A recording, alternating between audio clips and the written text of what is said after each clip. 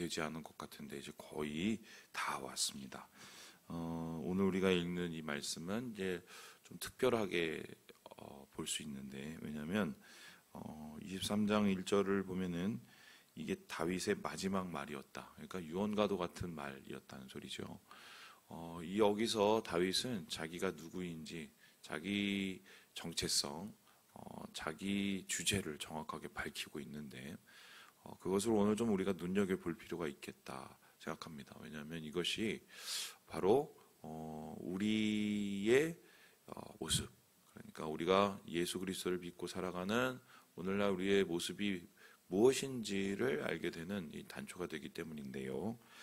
여기에 대해서 다윗은 이렇게 이야기를 하고 있습니다. 우리 함께 1절의 말씀을 읽어보도록 할까요? 1절입니다. 시작.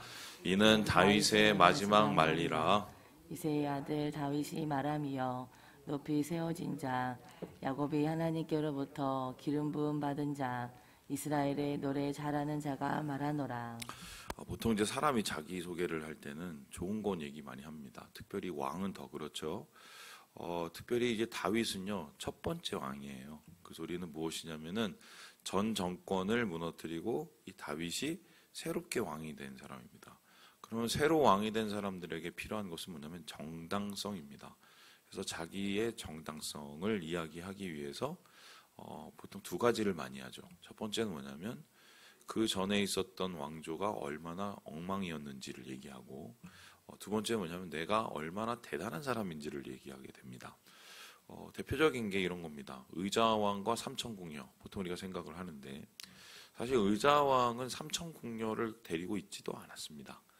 그리고 그 삼천궁녀가 떨어졌다는 그 백화함인가, 뭐 거기 낙화함, 거기를 제가 가봤는데 거기가 3,000명이 떨어질 때가 못 돼요. 가보면 아는데. 그래서 이제 그 소리는 이제 뭐냐면 어쨌든 신라에서 통일을 하기 위해서 백제를 어떻게 해요? 침략을 했죠. 근데 침략을 했었을 때 자기의 힘이 부족하니까 당나라의 힘을 빌었단 말입니다. 이제 그러한 것에서 사람들의 어떻게 보면 분명한 비판받을 근거가 있었어요. 그것을 해결하기 위해서 우리가 사실 이러고 한 이유가 우리가 하고 싶어서 그런 게 아니라 제가 너무 못돼서 그런 거야 라면서 의자왕, 마지막 백제의 왕을 어떻게 해요? 일종의 이 삼천궁녀라는 오명을 이제 지어버린 거죠.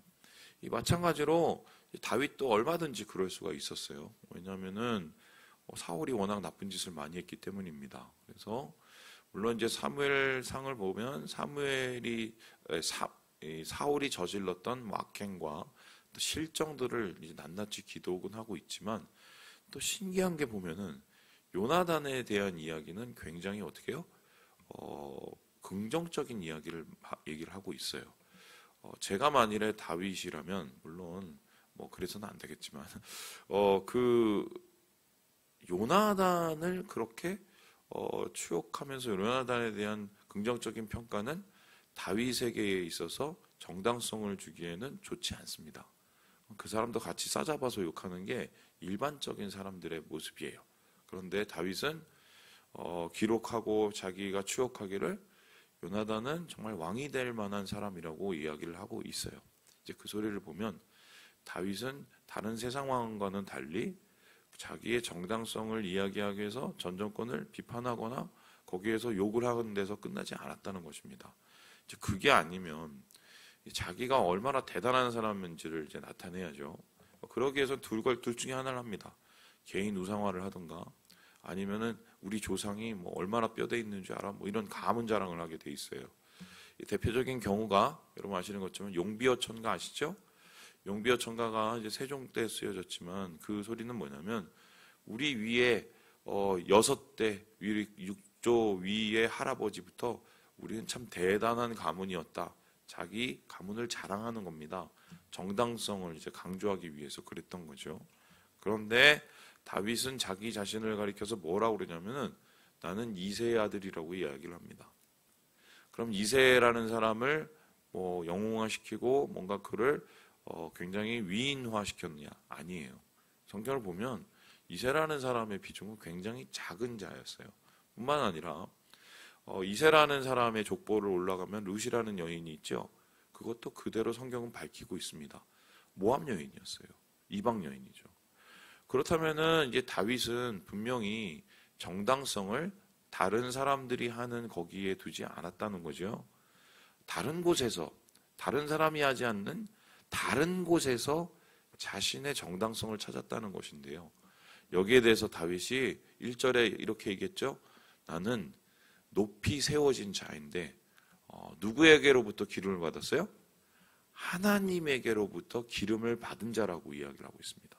그러니까 나의 정당성은, 우리 왕조의 시작은 내가 누구의 아들인가가 중요한 게 아니고 전에 있던 사람이 얼마나 못됐느냐가 중요한 게 아니라 하나님이 그렇게 부질없고 못날 수밖에 없는 나를 이러기까지 세워주셨고 기름 부어주셨어 라고 이야기를 하고 있는 겁니다. 예수 믿는 사람이 이와 같아야 돼요. 예수 믿는 사람은 자기 자랑에 빠지는 사람이 되면 안 됩니다. 보통 자기 자랑에 빠지고 자기 교만에 빠지게 되면 하나님에 대한 은혜를 잊게 돼요. 우리가 신앙적으로 정말 존경해야 될 많은 위인들 중에 대부분의 공통점은 뭡니까? 자기 자신을 굉장히 낮춘다는 겁니다. 바울을 보세요. 그렇게 수천 킬로를 뛰어다니고 복음을 전하고 또 이방의 교회를 세웠던 그의 혁혁한 공. 하지만 그는 자기 자신을 가리켜서 뭐라고 합니까? 나는 지극히 작은 자, 그 다음에 죄인 중에 괴수라고 얘기하죠. 그러한 자기 자신에 대한 정체성이 곧 하나님의 은혜인 것을 알기 때문에 바울이 자기 자신을 그렇게 소개하고 있지 않습니까? 마찬가지로 오늘 다윗의 이 이야기를 보면서 우리 역시 나는 주의 은혜로 세워진 자다. 하나님께서 나를 세우신 자다. 나는 참 부족하고 모자란 사람이지만 주의 은혜로 나를 구원받게 해주셨다. 제가 볼 때는 이렇게 자기 자신에 대한 생각을 분명히 하고 있으면 교회 안에 일어나는 여러 가지 문제는 그냥 다 사라질 것 같아요. 제 생각에. 자기의 낮아진 그 모습으로 주님 앞에 은혜를 구하기 때문입니다. 두 번째로 이 다윗은 자기 자신을 또 뭐라고 얘기하냐면요. 이렇게 이야기를 하고 있습니다. 우리 함께 우리 2절의 말씀을 같이 한번 읽어보도록 하겠습니다. 2절입니다. 시작. 여호와의 영이 나를 통하여 말씀하시며 그의 말씀이 내 혀에 있도다. 자기 자신을 가리켜서 특별히 뭐라고 얘기하냐면요. 나는 하나님의 말씀을 전하는 자라고 얘기합니다. 그냥 전하는 게 아니라 하나님이 영을 통해서 감동을 하셔서 그 말씀이 내 입에 있다라고 얘기를 합니다. 특별히 이 말씀을 한번 분석을 해보면 이런 건데요. 그가 하나님의 감동에 의해서 하나님의 말씀을 전하는 선지자요 예언자라는 것입니다. 다윗이 예언자야? 다윗이 선지자야? 이렇게 여러분 의아해할 수 있지만 실제로 신약 성경에 다윗을 가리켜서 선지자라고 표현하는 것이 있습니다. 그러면은 다윗이 어떤 선지를 했을까? 보면은 그 다윗의 선지 활동이 나타난 정확한 근거가 있는데요. 그게 뭔가요? 시편입니다. 시편은 이 다윗이 어렵고 괴롭고 힘들고 기쁠 때 하나님을 찬양하는 것이지만 그 찬양을 통해서 하나님께서 주실 앞으로의 일들과 하나님이 세우실 자에 대한 앞으로의 분명한 예언을 전하고 있어요. 우리가 대표적으로 예수님을 한번 생각을 해보면 22편, 시편 22편에 고난에 대한 시가 쭉 나오는데 그 고난받은 자, 다리를 꺾지 않고 이런 것에 대한 이야기가 결과적으로 예수님, 메시아에 대한 이야기가 나오고요. 그리고 시편에 나오는 다윗의 표현 중에는 이게 도대체 누구인지가 헷갈리는 사람들이 이제 등장하죠. 그런 표현들이 등장하는데 알고 보면 그게 장차 오실 영원한 왕이신 예수 그리스도를 가리키는 표현들이 많이 등장합니다. 그래서 이 다윗은요, 어떻게 보면 하나님의 영의 감동을 받아서 하나님의 말씀을 전했는데요. 특별히 그 말씀을 전하는 방법이 노래와 찬양을 통해서 그랬어요. 그래서 1절에 보면은 자기 자신을 특별히 이스라엘의 노래 잘하는 자라고 말을 하고 있죠. 이게 노래를 잘한다는 게 내가 최고의 가수야, 내가 무슨 아이돌이야, 이 소리가 아니라 하나님의 감동을 받아서 그 감동으로 하나님의 말씀을 찬양하로 표현한 그 사람을 뜻하는 겁니다. 그래서 이 다윗으로부터 나오는 그 말이 하나님의 감동에 의한 말이었기 때문에 그 말로 하나님을 높이고 찬양할 뿐만 아니라 그 말을 사람들에게 전하게 되는 거죠. 예수 믿는 사람들은 바로 그러한 사람들이어야 됩니다. 한마디 말을 해도 하나님의 이 거룩의 통로로, 말씀의 통로로 그 말을 우리 세상 사람들과 이웃에게 전하는 사람들이 되어야 됩니다. 이런 겁니다. 저도 참 부족한 사람이라 가끔 막 욕하고 싶을 때도 있고, 막 불만을 표하고 싶을 때도 있고, 때로는 막 성질이 나서 분노를 막 폭발하고 싶을 때가 있지만, 여러분 그 야고보 사도가 그런 얘기 하지 않습니까? 어떻게 한 입으로 두 소리를 하냐? 한쪽으로는 하나님을 찬양하고 한쪽으로는 막 세상 가운데 악한 얘기를 하고, 이것은 좀 이상한 거 아니냐라고 고백하듯이 우리의 입술이 거룩해야 되는 이유가 하나님께서 우리의 입술을 통해서 하나님 자신을 나타내기 원하시기 때문이에요. 다윗은 그것을 알기 때문에 자신의 입술은 찬양하는 입술이요, 하나님의 감동을 전하는 입술이라는 것을 알고 그가 결코 하나님의 말씀 앞에서 말씀의 통로로 서는 것을 포기하지 않았다. 오늘 말씀을 통해서 그것을 알게 되는 것입니다. 마지막으로 오늘 다윗은 이렇게 이야기를 하고 있는데요. 우리 함께 3절의 말씀을 같이 한번 읽어보도록 하겠습니다. 3절입니다. 시작. 이스라엘의 하나님이 말씀하시며 이스라엘의 반석이 내게 이르시기를 사람을 공의로 다스리는 자, 하나님을 경외함으로 다스리는 자여. 특별히 자기 자신의 이름을 밝히기를 하나님이 내게 이렇게 얘기했다라고 얘기를 해요. 그 여기를 이렇게 했다는 것이 뭐냐면 공의로 다스리는 자. 그 공의라는 것은 옳고 그름이죠. 근데 그 옳고 그름을 또 어떻게 표현합니까? 하나님을 어떻게 해요? 경외함으로 다스리는 자. 그러면 그 공의가 세상의 공의나 자기의 공의가 아니라 하나님의 공의, 하나님을 두려워함으로 하나님이 원하시는 것을 좇고 하나님이 싫어하시는 것을 피하는 그러한 하나님의 다스림을 나타냈던 그런 사람이 나였다라고 표현합니다.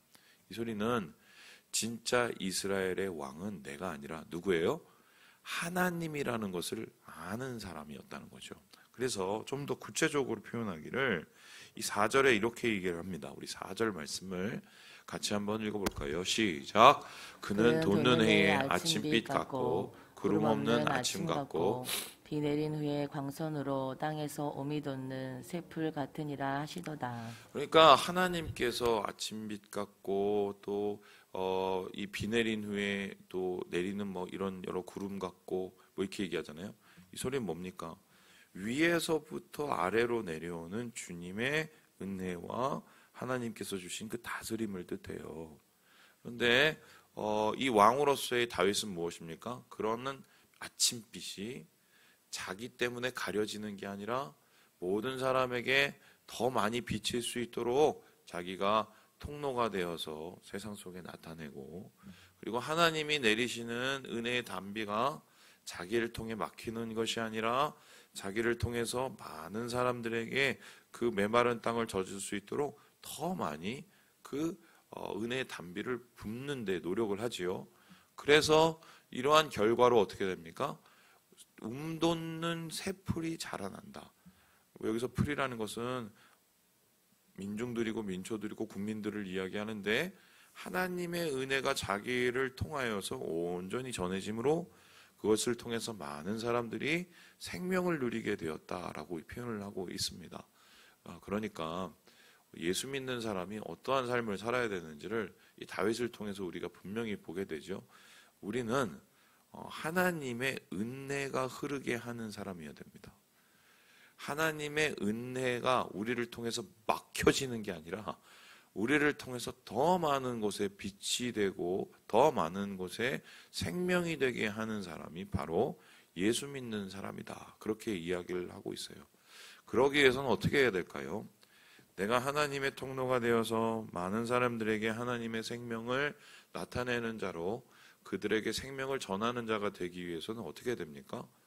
내 안에 있는 것이 온전하게 흘러갈 수 있도록 깨트려져야 돼요. 통로는 깨끗해야 됩니다.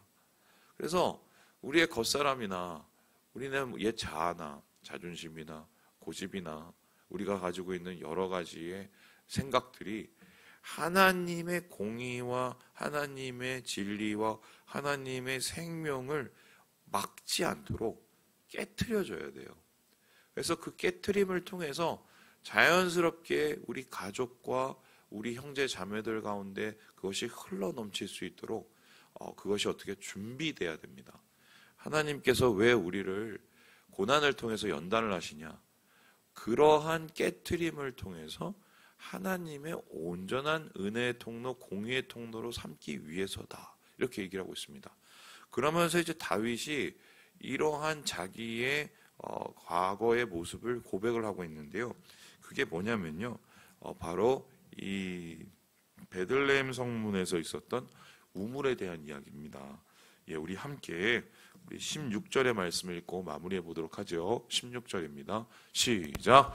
새 용사가 블레셋 사람들의 진영을 돌파하고 지나가서 베들레헴 성문 곁 우물물을 길어가지고 다윗에게로 왔으나 다윗이 마시기를 기뻐하지 아니하고 그 물을 여호와께 부어드리며. 이야기는 이런 거예요. 이제 다윗이 이제 베들레헴을 이제 갔어요. 근데 거기 갔더니 이제 블레셋 사람들이 있는 거예요. 그것을 이제 전쟁하고 차지하기 위해서 온 거죠. 그런데 어느 날 이 다윗은 생각을 하기를, 야, 내가 저 베들레헴에 있었을 때, 저기서 내가 먹던 우물물이 정말 맛있었는데, 목이 탄다. 그거 정말 먹고 싶다. 거기 지금 저기 있는데. 근데 그거를 이제 듣고 밑에 있던 새 용사가, 우리가 왕을 기쁘게 해드려야 되겠다. 이러면서 용맹스럽게 올라가서 죽음을 다해서 싸웁니다. 그리고 그 물을 퍼와요. 그러면 그 물을 보고 보통 사람들은 어떻게 합니까? 야, 네가 이걸 했어야. 야, 내가 이거 먹고 싶어갖고, 야, 고맙다. 진짜 고맙다. 내가 기억할게. 내가, 너 이름 내가 딱 기억하고, 나중에 저 잘 되면 너 걱정하지 마. 이거 딱 꿀꺽꿀꺽 마신단 말이죠. 다윗이 안 그랬어요. 어떻게 했는지 아세요? 굉장히 미안해했어요. 그리고 하나님 앞에 굉장히 죄송해했습니다. 그 이유가 뭐냐면 17절에 이렇게 얘기를 하는데요. 내가 나를 위하여 결단코 이런 일을 하지 아니하리니. 내가 내 욕망을 위해서 잘못하면 어떻게 해요?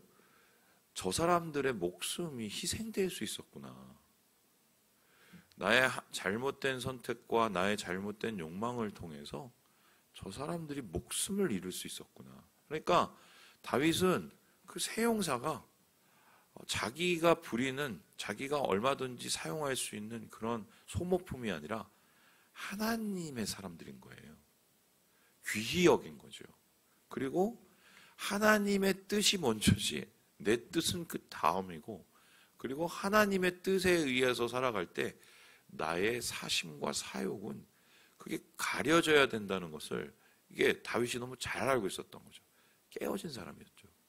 그래서 이를 통하여서 그 주위에 있는 사람들이 생명을 누릴 수 있도록 온전한 통로가 되기 위해서 다윗이 노력했다는 것을 이 사건 하나만으로도 우리가 발견하게 되는 거죠. 말씀을 마칩니다.